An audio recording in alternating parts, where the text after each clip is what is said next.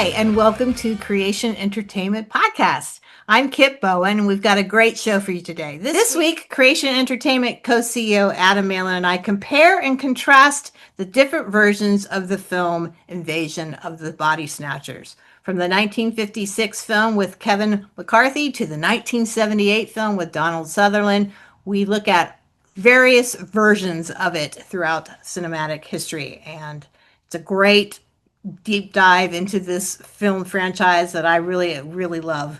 And I'm not a pod person, I promise. So tune in, like, subscribe, do all that fun stuff. Tell us what you think about Invasion of the Body Snatchers yourself, and have fun.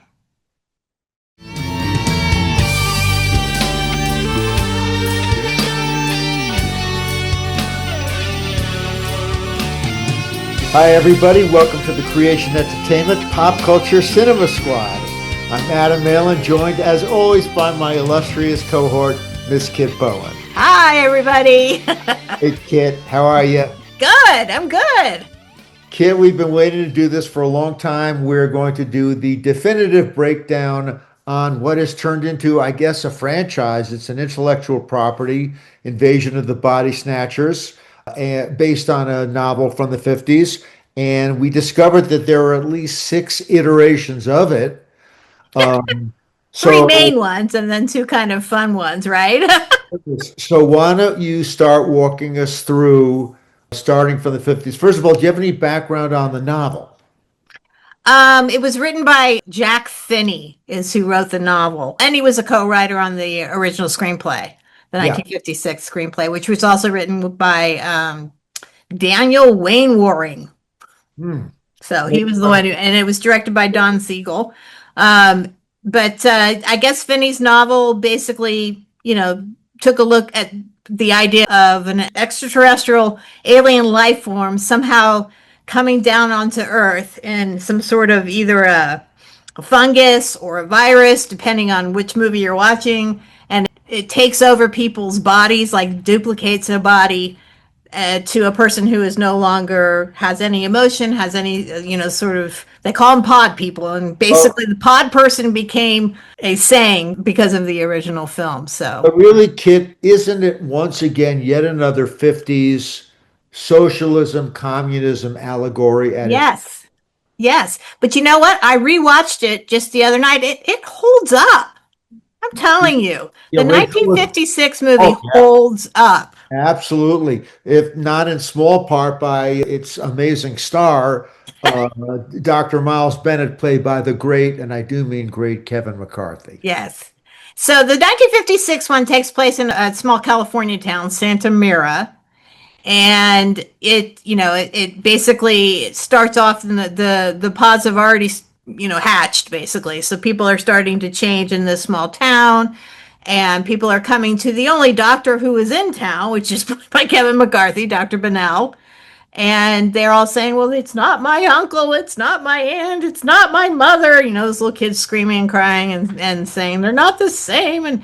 And Old Flame comes back into town, played by Dana Winter. Driscoll, these names, by the way, carry through all 3 films. So we've got Bennell and Driscoll. Becky Driscoll is her name. And then you've got the other character that always shows up in all 3 of the films, or all of the iterations, is the psychiatrist part, usually played by a man. And in the 56 is played by Larry Gates, Dan Kaufman. And he tries to assure everyone, oh, it's just, you're just having a mental break, or, maybe this is, it's not as explored as much as is explored in the 1978 one with the wonderful Leonard Nimoy playing the part.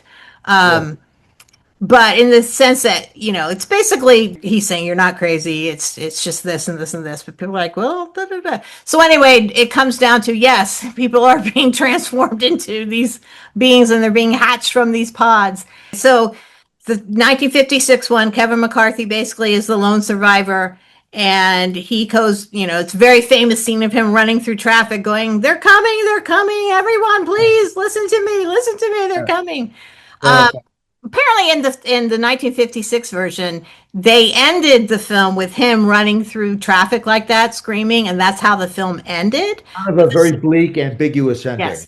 Yeah. But the studio's like, let's give it a little more positive spin. So they came up with the story of him being at a hospital, being examined by a doctor and whatnot, and him telling this whole story of what happened in this small town. Yeah. And then they still think he's crazy, and he's like, "I'm not crazy. You have to believe me." And then a guy comes in with a someone in a car accident.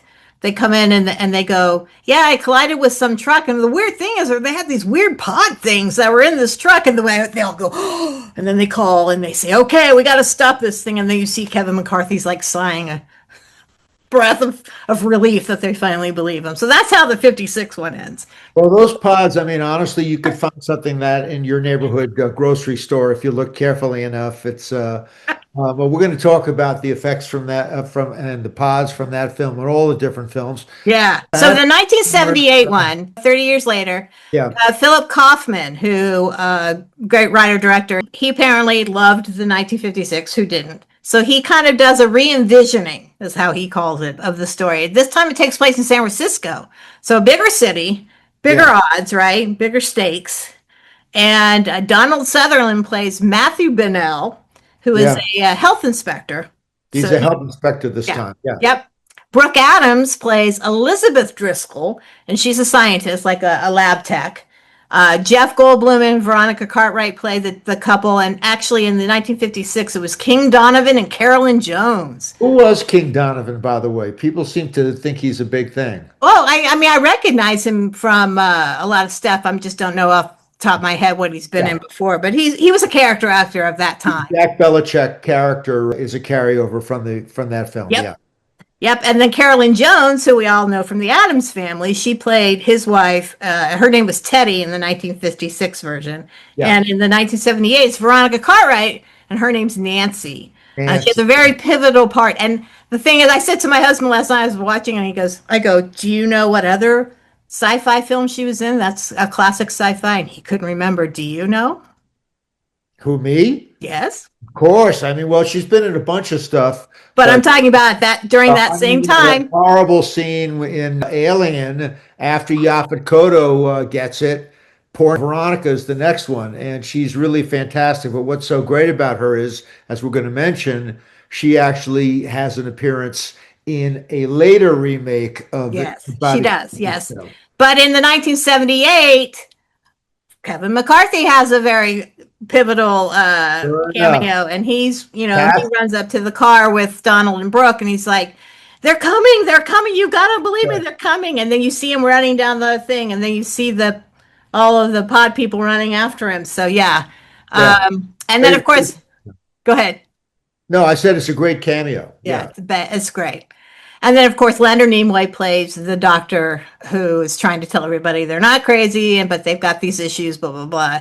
And Yeah. you think the same in the 1956 as well. You think he's not been turned, he's not a pod person, but the big twist is always that he is already been the pod person. So Yeah. he's been in on it.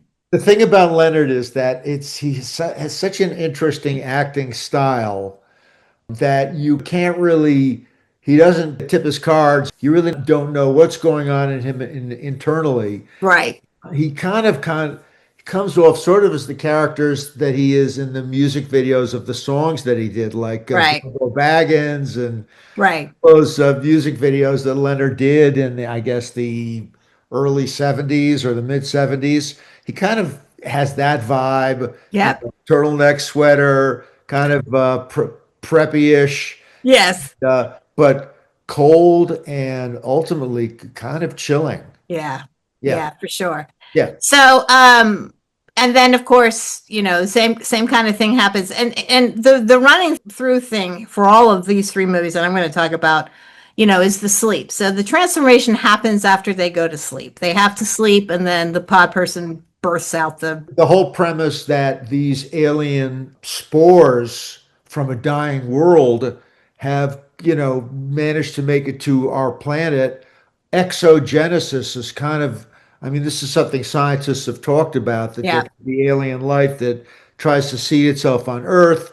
And then those scenes of like on the leaves where the thing is kind of like spreading out, like right, a cancer cell, and then those little pickles with the red flowers. I mean, I Right. would practically have eaten one of those things, but it's scary. Yeah. And Uh, I guess in the novel, the original novel, um, the aliens basically leave Earth after they realize that the humans are too strong. They're presenting too much of a resistance, and yeah, so they can't really do it, so they leave. yeah, So not in this one. no, not in this one. No, Well, this one ends so very bleakly. This one this has one of the best endings of any movie, really. It's a great ending. this has got those horrible shrieks, Sounds, yeah. which we're going to talk about when we get to Right. the production. But it Terrifying. ends with Donald Sutherland's basically still trying to fight the good fight, but he sees that giant ships are taking the pods everywhere, so it's going worldwide. Yeah, And Veronica Cartwright's character Nancy, she's learned how to basically suppress her emotions and be able to walk around with them and not be detected. yeah. And she comes up to Donald Sutherland in a park, and she thinks that he's still Miles or Matthew, and Spoiler uh, alert. and she comes running up to him, and he's like, and you're like, oh Well, this whole business of trying to pretend that you're emotionless, this is what goes on in the creation offices all the no, time. all the time. We try not to show any emotion whatsoever. But no, seriously, So yeah, the 1978 one was the most bleak. and honestly, these biological duplicates, they're chillingly sociopathic. They're very dark and kind of surreal characters and very Yeah, existential. I mean they're so that's why the 2007 one called The Invasion, Yeah. and it poses an interesting scenario as far as this time it takes place in DC. But can we just step back for just a second? Chronologically, there was a Body Snatchers in 1993 set in Alabama. So I just Okay. want to make a brief mention of that. That's lesser known, but it did feature Gabrielle Anwar, an actress that I like very much, and Meg Tilly as Jen Belichick, and as well as Forrest Whitaker and Arlie Ermey. Right. An interesting cast. Yeah, I totally forgot about that one. You're right. You're right. I remember. Yes, yes. Set at a military base, which provided these very closed institutional environments. And I think it kind of sets up a sort of youthful paranoia of social conformity, sort of that's a sort of an outgrowth of Vietnam and the 60s thing. So it's Right. a little bit of a different vibe from the communist threat and the communism socialist one mind vibe. It's more of kind of like an anti-establishment sort of thing, but it feels a little bit more contemporary than the first two films. Right. Yeah. How did that one end? I can't remember. Well, I don't want to give away everything for people so that they see it, but it is similarly bleak ending. Gotcha. Anyway, now before we get to the wonderful invasion film of the 2000s, we must refer to the 1992 Looney Tunes short, Invasion of the Bunny Snatchers. Now, kid, I did not see this in first run, but it was part of the Looney Tunes TV series and features, Bugs Bunny and Daffy Duck, Elmer Fudd, Yosemite Sam, Porky Pig, voiced by the great Jeff Bergman, who was doing a lot of those Mel Blanc voice imitations at that time. And it's kind of a comic parody. For those of you that haven't seen it yet, uh, there are these space carrots, these weird space carrots that create these cheaply animated doppelganger Looney Tune characters, which is kind of funny. And they play the pod people for sort of kind of satirical humor, and there's some industry in jokes. It kind of lampoons the studio meddling and cheap animation, but it's funny.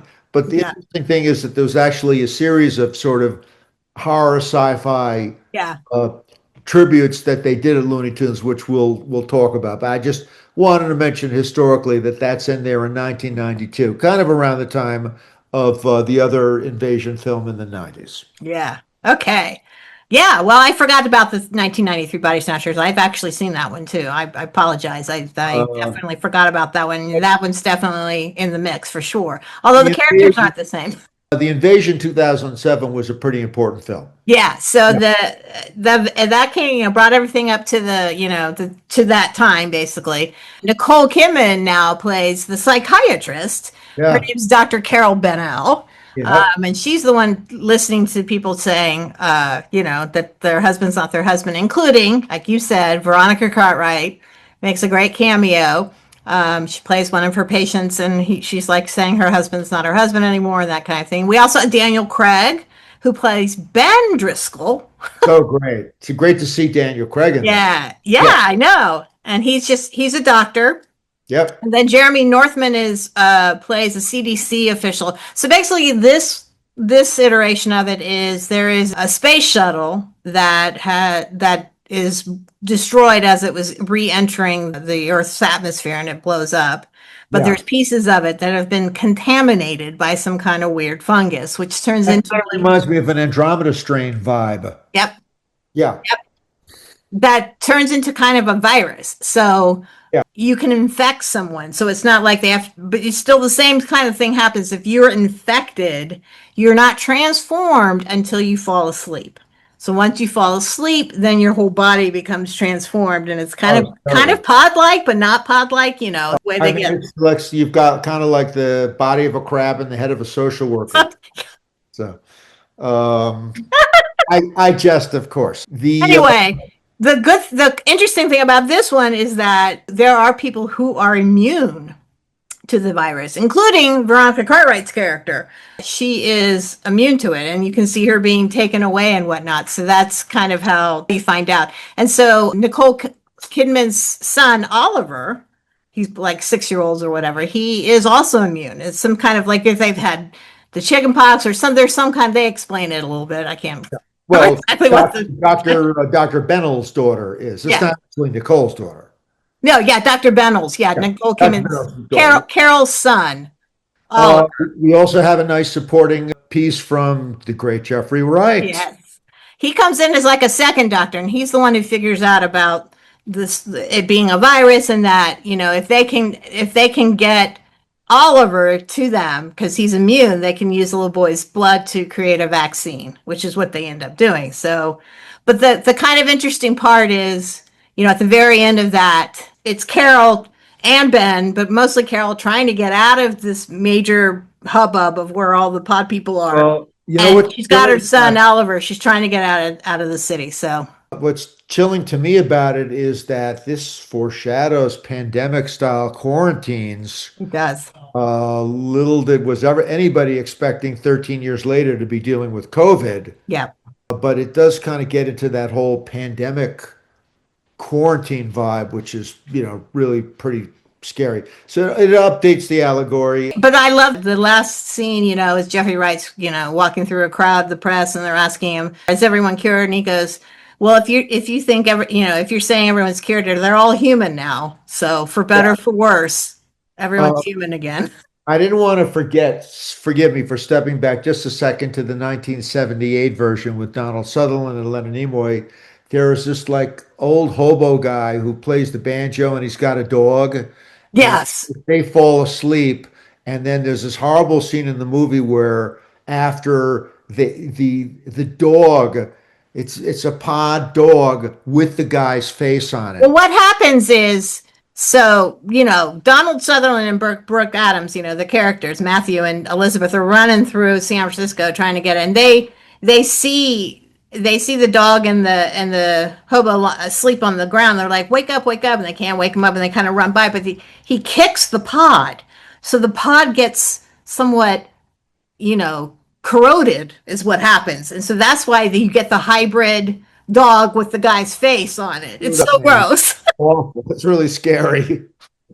And that's what gives her away. So they're trying to pretend like they're pod people, and she sees that thing run up, and she goes, ah! And they're like, oh, I did think that The Invasion was a very polished film. yes. And It we'll was, talk a it was little bit. exciting. It's a thriller, but yes, everyone's cured in that one. So, I mean, if I'm going to give my 2 cents on which film I like the most, I think I'm going to say the 1978 one. Well, And That We can start that talking about production value right now, and I'll tell you why I like that one the best. before we do that, and by the way, I agree. I love 78. I also love the original film as well. Yes, yes. For it's for what Well, it was, that- yes. By the way, we had the great Kevin McCarthy as a guest at many of Creation and Fangoria events that we did. Wow. He passed away, and Kevin was a really sweet guy. And if you'd ask him, Kevin, just do that, they're coming. He would just do, no, they're coming, they're coming. They're a really, really great I mean, guy. he became so known for that too. We loved him, but I just wanted to mention in passing, I don't have much information on it, and I have not screened this film, but evidently this very year there is a low budget indie film readaptation of Invasion of the Body Snatchers. I have virtually no information about it, but directed by a gentleman named Joel Stevens.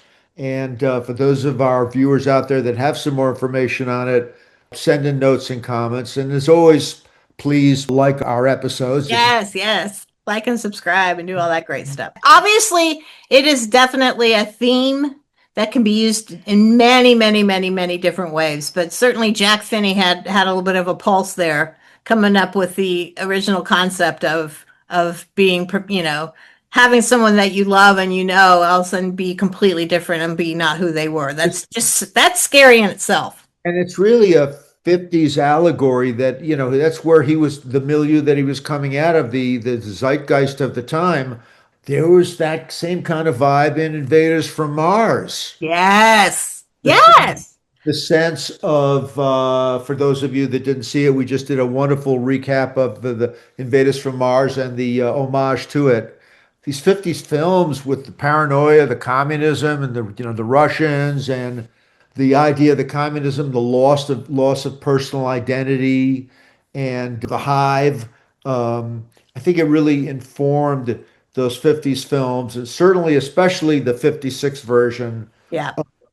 really had that vibe. Did you want to talk a little bit about some of the production credits again, moving chronologically? Yeah, well, I mean, I can just tell you about the aesthetics of it. I don't know the people's names off the top of my Oh, head, please, which I'm let's sure you talk first do. about the 56 film. Well, What? let's talk about how they represent how the pods were all represented. So in Yeah. the original one, first you just see the body of like kind of half made body, of Yeah. Jack, the King Donovan Right. character, Jack, and Carolyn Jones's character, Teddy is like, looks kind of like Jack, but it's not really Jack, and that kind of stuff. And then he's kind of resting, at one point, and she walks over and the body's eyes open up and she starts to scream. So that's when they kind of realize, oh, you can't fall asleep, can't fall asleep, because if you do, then they'll get transformed. Then you finally see them, and it's kind of like it looked like bubble bath, and I mean, it was pretty Well, cool looking though for 1956. I mean, the pods themselves were kind of paper mache and latex creations. They were created by a great mask maker. Don Post is credited for making those creatures, as well as those half human bodies and the kind of the that wiry sort of material effect, the tendrils Yeah. and threads on people. Don actually is perhaps most famous for having created the Shatner mask that is worn in the Halloween movies.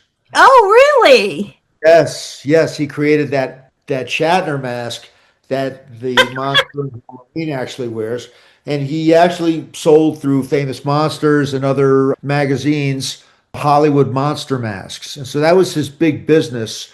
But did you know that he also created the still suits for David Lynch's Dune? That's a very interesting factoid right there, and those were kind of cool. Very interesting. But that's Don Post, who is credited for having created the pods. But also, I think we should mention Don Siegel, the guy that directed the film, because Don did a couple of great films, including, one of my favorites, Dirty Harry, is like Yeah, he directed 5 Clint Eastwood films. 5. Don is really something. And also, I thought Escape from Alcatraz is a great film Yes. too. Yes. So Don Siegel is a pretty important director, and I think he really did manage to. They take that film seriously. There's a lot Yeah. of gravitas in that film, and paranoia.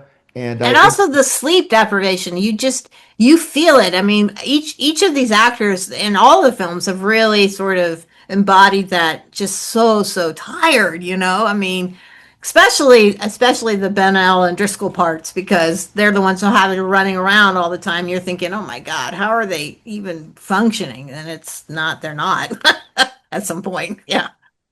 so all in all, a worthy effort, and the aesthetic of it, as you say, Yeah. is very, very convincing. Now, I think we both really love the 1978 version, directed by, of course, as you mentioned, the great Philip Kaufman.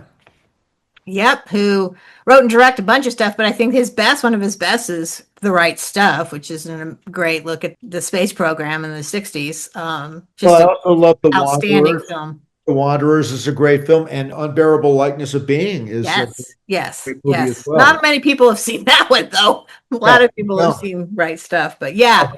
Okay, so the 1978 one still stands out to me, still holds up. Actually, the 56, by the way, also holds up. Yeah. 78 still holds up, even though it's kind of, got that 70s vibe to it. It's the sound. And who did the sound? Interestingly enough, the sound design and the screaming, that horrible screaming effect in that film, is the great Lucas treasure Ben Burt, who went on to do sound design for the Star Wars movies. Ah, Actually the same 1977 is the first Star Wars film. Body Snatchers is 78. Yeah, Ben Burt created that terrifying scream. the scream, but just all of the noise, all of the sounds of the birth of these things coming out of the pods, and the kind of sounds, and all of it was so creepy. Yeah, I mean that's Ben. He's amazing. And then of course the pods themselves were just horrifying. Well, this is very interesting. Fangoria fans and prosthetic animatronic makeup fans are familiar with the great Tom Berman. Tom did work for films like Howard the Duck. He created Howard the Duck. Oh wow. He did Altered States, and Oh, Altered States. Wow. I he love was that involved movie. in the Bermans. Tom was one of the Bermans. He did work in a lot of films, and definitely these pods and their humans, the surrogates, the half-developed surrogates, are super creepy.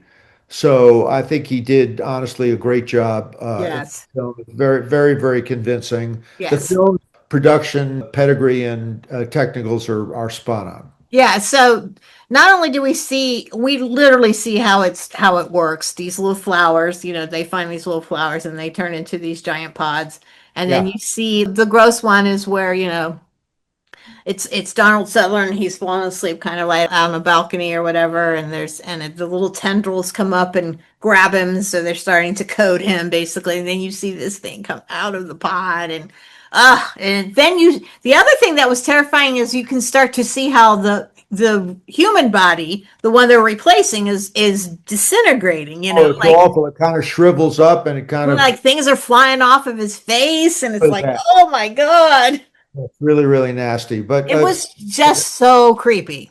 yeah, Phil Kaufman definitely got a tight, super professional production with, of course, great, great actors. I mean, you got Yeah. Donald Sutherland and and Nimoy, all Jeff Goldblum. I mean, Yeah. those incredible cast. Now, just as passing for those people that have seen or have not seen the 1993 Body Snatchers, Yeah. that was directed by a guy named Abel Ferreira, Yep. who did a couple of interesting films. I actually caught both these films and liked them. One was called Fear City. It's a very good film, and also another film, King of New York. Yes. Those So are both good. Abel Yep. is a pretty talented director, and the pod and body transformation sequences in this film Yeah. pretty darn effective. Yeah. They're credited to a guy that I'm not familiar with named Ken Brilliant, as well as special effects supervised by a guy named Phil Corey. Very, very convincing work and very, very enjoyable. So Yeah. I just How want, about the pods in the Bugs Bunny movie? well, let's talk about that for a second. First of all, these guys, Greg Ford and Terry Lennon, are minor heroes for you fans of Looney Tunes and cartoons. These guys did a lot of the Looney Tunes shorts, and they did a few of these adaptions of some scary films. Perhaps you might or might not have seen The Duxorcist, which was a terrifying adaptation with Daffy Duck, and Oh my God. as well as Night of the Living Duck. So they were doing a series of these I mean, films. I watched Looney Tunes, but I certainly didn't see these. These guys are pretty clever. There's also a sound design guy from the Looney Tunes named Frank Rossiti, who is fairly well known in production circles and who did a lot of really fun kind of Foley and sound effects work for the cartoons. Right. But as usual, Warner Brothers Animation, there's a lot of people involved in bringing those characters to life. But I think they were kind of doing the pod Looney Tunes characters who are sort of like these pale, two-dimensional kind of bad animations. I think it's all tongue in cheek, Yeah. pretty charming actually. And as a fan of Looney Tunes and as an homage to Mel Blanc, Yeah. I think they're pretty And special. that was my Saturday morning routine. Yeah, so really great. Yeah. Now, of course, the invasion from 2007, this is a really pro film. The director is Oliver Hirschbiegel. I'm not too familiar with this. No, he hasn't done a whole lot, but the writer is the one who we should mention, David Kojanix. Kojanix. And what else has he done? He did. He was the showrunner for that AMC series, The Terror. These two ships are stuck out in the on the ice, and there's like something terrorizing them, basically. But Right. it's about isolation, about being stranded, and that kind of stuff. And he was the showrunner for that. So Interestingly enough, I am told that there were rewrites and reshoots that were overlooked by the Wachowski brothers or sisters at that point, and James McTeague that it impacted on the effects and some of the dialogue of the film. right, So it's interesting that the Wachowskis were involved with that as well as James McTeague. right, I do want to mention that there's a great special makeup effects guy on the film. He's a real pro, Mike Manziel. And okay, Mike's work had been seen in Alien Resurrection. Some great work in that. He also did some work for Captain America Civil War, okay. some alien and creature work in Men in Black. Ah, Mike Manziel delivering some pretty chilling effects in The Invasion. yeah. And again, like we said, this transformation that happens for this one is they fall asleep and they kind of have this weird like film thing that kind of covers them all up, and then they just I guess then they wake up and they're pod people basically. And the way they infect people too is really gross. They either give them something to drink that obviously has been tampered with, or they spit in their face. Yeah. That's Well, nice. I mean, I love that in Alien Earth when the guy drinks that thing Oh, and the bug aliens have like laid their spores in the drink. also Prometheus. If you remember in Prometheus, remember that was how that guy got. He drank that Terrible. thingy. Yeah. Yeah, well, David is not to be trusted, No, obviously. he's not. No, Um, he's not. he's, I think the recurring theme in the Alien movies is that artificial intelligence will end up biting our ass. Even though I'm not convinced of it, but it. Not all of them. Some of them are okay. That's the Uh, whole point. Well. um, in conclusion, Kit, Invasion of the Body Snatchers and this whole intellectual property and the various incarnations of it and riffs on it is something in the zeitgeist Yes. of filmmaking and of storytelling. Yes. You have, Because it touches upon so many themes. It touches yeah, upon paranoia, like you said. It yeah, touches upon the idea of having a loved one or someone become somebody else. That's also very scary, especially for a kid. And there's usually a kid involved, in some way. Not in the 78 one, yeah, but certainly in the original, that poor little kid who was just terrified of his mom. You can feel the terror. And as yeah, a kid, you always think, well, what if my parents are aliens? It's that sort of fear. But like you said, sociologically as well, and then the whole idea of viruses and yeah. what they can do to your body. It's terrifying. And pandemics and quarantines and just kind of the idea of disease that you can't control that takes over the population. So Yeah. that, I think kind of primal, ingrained into our DNA, and a very, very effective subject matter, and just a variety of different creative versions of it. But again, I think I'm going to agree with you that the Philip Kaufman version in the 70s and the original Don Siegel version in the 50s are probably my two favorites. Yeah, Yeah. absolutely. Yeah. Absolutely. And I think, I think, like I said, Don Siegel wanted to end it like the books end, which, well, not like books, but ending it more, like bleakly.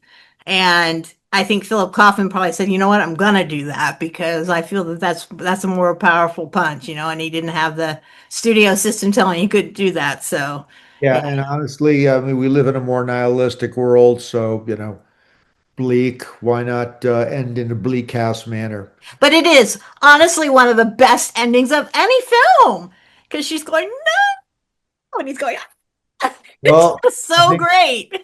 Kit, your instincts were spot on. It was a great subject matter. I've had Yes. a great time with you on it. Me too. Me too. It's great. I love the filler and the stuff that all the technical stuff. That's some of it's as fascinating as the stories themselves. Some of the movies themselves, as the people behind them. We're lucky to be in an era where there are so many talented creatives and filmmakers that have provided so much entertainment for us and our viewers.